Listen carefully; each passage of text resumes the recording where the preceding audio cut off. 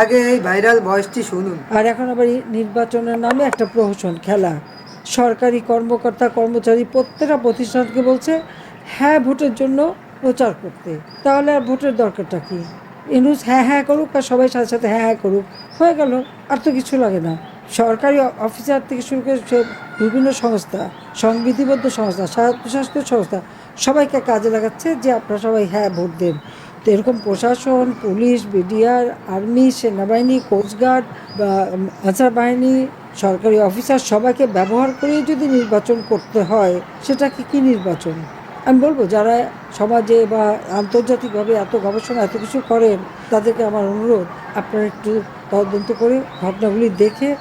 আর আওয়ামী লীগ আমলে আমাদের 15 বছর 7 মাসে আমরা কী করেছিলাম, কত লোক আমরা জেলে পড়েছি, কত মামলা দিয়েছি, কত মানুষ হত্যা হয়েছে, কী হচ্ছে, সেগুলো একটু হিসাব করুক। আর এখনকার এই 15 মাসেরটা হিসাব করুক। ওদিকে 15 বছরটা করুক, এদিকে 15 মাসেই দেখুক যে কিভাবে মানুষের উপর নির্যাতন। আর কথা বলে কারাগারে বন্দি।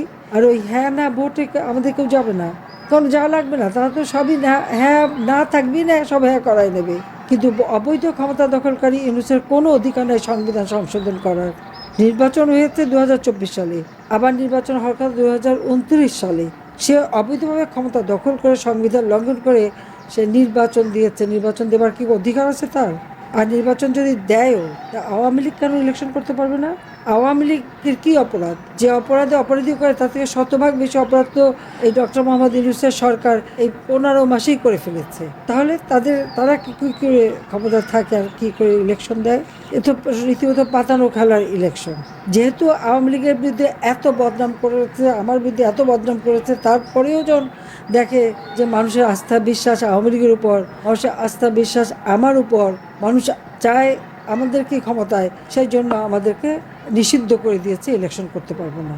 এটা কোন ধরনের বিচার? জনগণের উপর আস্থা নাই, জনগণের উপরে বিশ্বাস নাই, জনগণের শক্তিতে বিশ্বাস করে না। অস্ত্র, সন্ত্রাসী, জঙ্গি এদেরকে নিয়ে চলা, এদেরকে নিয়ে চলছে। তবে এভাবে দিন থাকবে না, দিন পরিবর্তন হবে, এটা আমি বলতে পারি, আমার বিশ্বাস। এই জন্যই বোধহয় আল্লাহ আমাকে বাঁচিয়ে রেখেছে। আমরা একদিন এইসব বিচার আমরা করব। আপনারা সবাই একটু ধৈর্য ধরেন। স্বজনহারা বেদনার কষ্ট আমার থেকে তো আর কেউ জানে না কেউ। আমি আছি আপনাদের পাশে, যতক্ষণ আমার জীবন আছে আপনাদের পাশেই আছি। আর চিকিৎসা বা যা লাগে আমাদের সাধ্যমতো, আমাদের কিছু নেই, সব কি জ্বালিয়ে পুড়িয়েছে, শেষ করে দিয়েছে, সব লুটপাট করে নিয়েছে। তারপর এমনকি আমার ব্যাংকের লকার ভেঙে আমার দাদি, নানি, আমার মা, আমাদের যা ছিল সমস্ত অনেক কিছু রাখা ছিল, তাও ইউনূস মিয়া লুটপাট করে নিয়ে গেছে। ঠিক আছে, ওগুলি আমরা তারে দান খয়রাত করে দিলাম। কিন্তু আমার দেশের মানুষের জন্য অবশ্যই এদের যত রকম সম্পত্তি যা আছে একদিন সে উদ্ধার করতে হবে। ওর সে দেশে বিদেশে সব এনে এদেশের গরিব মানুষকে বিলাবো একদিন, এবং যারা যা হারিয়েছে তাদেরকে দেবো।